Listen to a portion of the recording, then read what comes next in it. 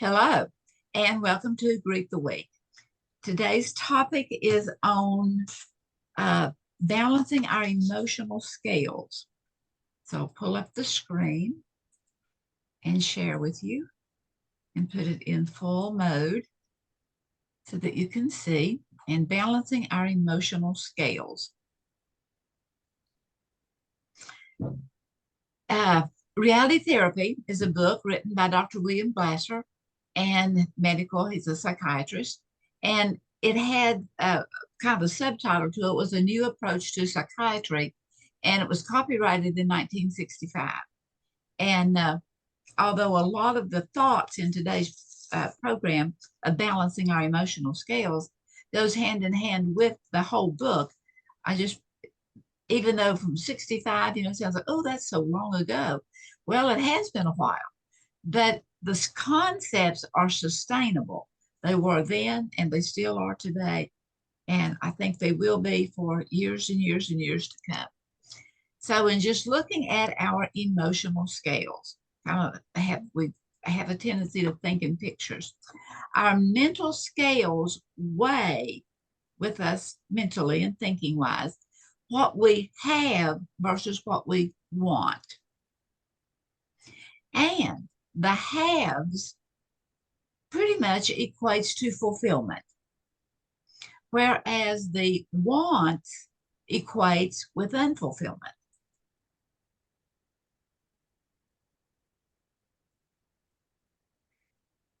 And either mature mental balance is ideal. When we're looking at what we do have, I have it here is what we want. And sometimes there's a big gap between, and sometimes it's not a whole lot. So that mature balance is ideal. Our emotions reflect our creativity as to whether or not we are, well, it just reflects our creativity. Our emotions at times need to be tamed and disciplined. Dr. Glasser likened our emotional state to mental scales that was right here in the frontal cortex of the brain.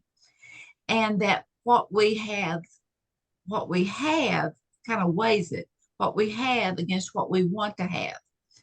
And our emotional communication alerts us as to how we are relating to or how we are creating our lives. So the book Reality Therapy, what is reality? Just a few thoughts. Reality is pretty much what we were handed at birth. It is the things that we think are real. We may look at something and think it's real, but it may be and it may not be. Reality is something that once we kind of get used to the thought of reality and it being what it is, we have a tendency not to question it. But yet, with us being people of contradictions, even though the things we think are real becomes reality and we don't question what we think is reality, at the same time, we give meaning to something that we think is reality.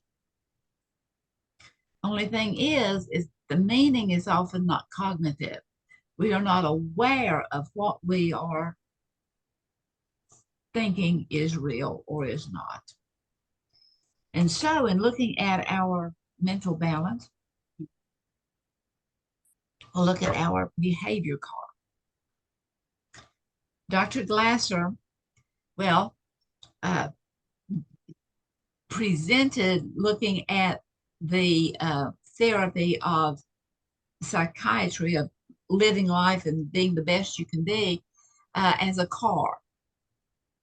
And auto experts proclaim the fact that whenever we have a full amount of energy, then our car or our body or our cars run better whenever they're full, whether that is of gasoline or whether that is of electricity. And that this energy is used up while we're driving around, or especially it's kind of used up a little quicker whenever it is stop and go. That the driver who is driving, or who is, the behavior car observes the gauges to see the fuel level, the speed level, any alarm levels, as well as looking out as to where they're going in the process of driving. And the driver adjusts those things as needed, the speed or getting more fuel.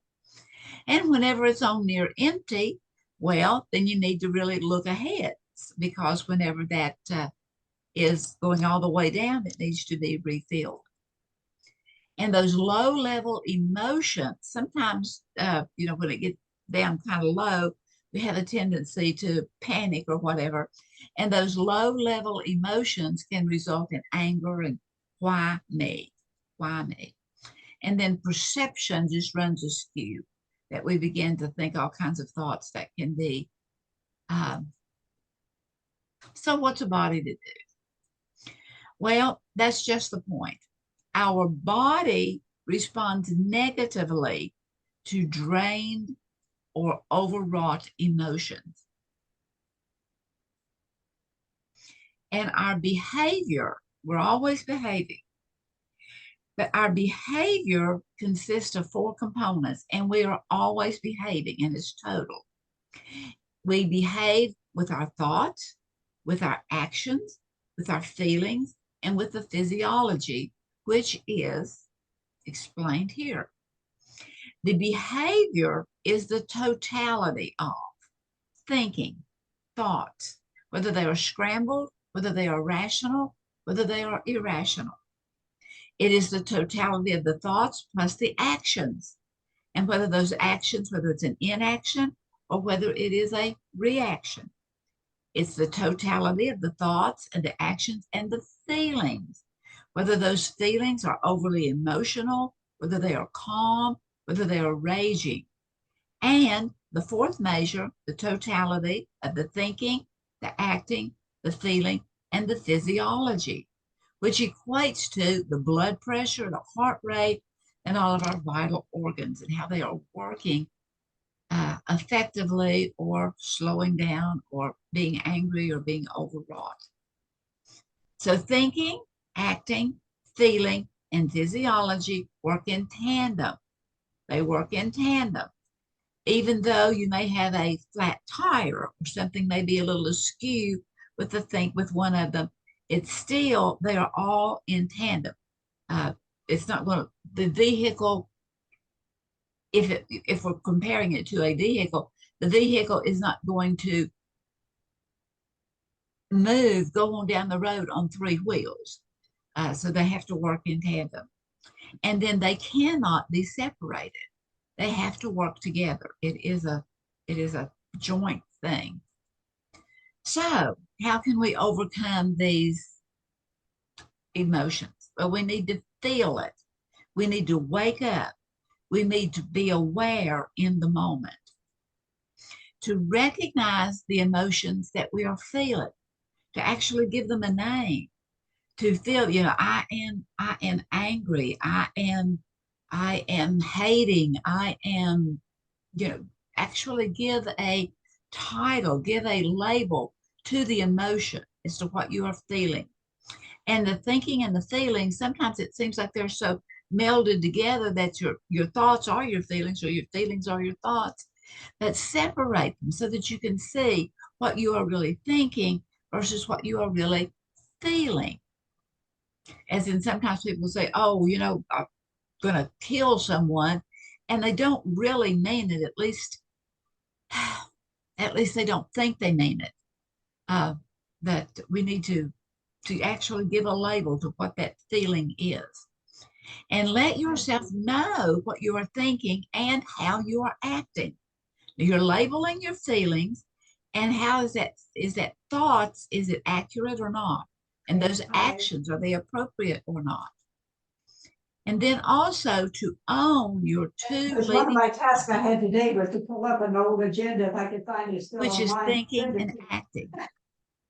And the 2 leading components of Bring the thinking. agenda from the last time, so if you want to look at the format we've used before, it might be helpful, it might not. And our emotions must be owned before they can be evaluated or be kept or adjusted or discarded. We always had hard copies, for the meeting. I had a friend who was in a new job, and I went to see her there, and she was taking me through and showing me everything, and she was just real proud of herself for having been hired by that particular position. And as we were going through, we went into the break room, and the break room was kind of a mess. Not only was there some dishes and things in the sink, but on the table there was dead flowers and a deflated balloon, and it was well, she was embarrassed by it, and she made the comment, "Oh, it's not mine." And see, our emotions, they have to be ours. We have to own them before we have the privilege of doing anything about them, with them. We have to own them. And denying an emotion does not eliminate it. It pushes it down where it begins to fester. So Paul Meyer, I love this. I think it's so powerful. Change is the most effective in the behavior. While you're in that behavior, to just take a pause, take a moment while you're in that negative behavior and actually make the change, then it's going to be the most effective. And so then to continually self-evaluate, to give it an honest weight and measure. Ask yourself the value of your feelings. If those emotions have been overwrought, what's the value of that? More importantly, do you want to continue with these displays? If not, what choices are you willing to make? And then what's the trigger behind those drained emotions, or what the trigger that is behind all of those drained emotions is the failure of getting what you want or what you think you want. And the harsher a person may be in the stack attacks against someone else, the greater the scales are askew, as opposed to being just a slight off. The more it becomes askew, and it becomes the have versus the have not. And something as simple as the steak that was not forthcoming, but as you evaluate, are you willing to be okay with a hot dog? Are you willing to realize that I am the one that is blowing this out of proportion, and I want to bring it back down to where it can be handled, where it can be for the good of the whole? And then realize that we can never hurt another without hurting ourselves. And even though we may think otherwise, because that trying to hurt others is part of the illusion of separation, that we're dividing, taking apart. So here's just a few additional thoughts on handling our emotions. The objective is to stay balanced emotionally. That's for the good of the whole. Balanced is being aware of our feelings, our habits, and our patterns, those to-go-to things, the things that are just automatic, that we don't even think about them, to be aware of them so that we can make the adjustment in the behavior itself. When drifting off course, notice it and adjust. It is difficult to have a bad day when your emotional scale is up to par. It is the total behavior that drains us.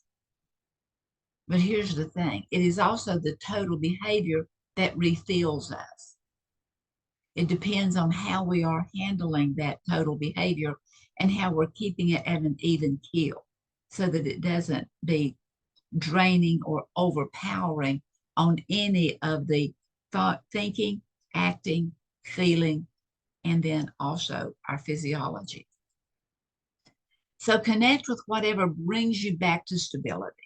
Run, dance, meditate, whatever it is that brings you back to restoring calm and coherence. So, think you can do it? Well, I think you can. And I appreciate you being here. And thanks for joining in. And many blessings to all.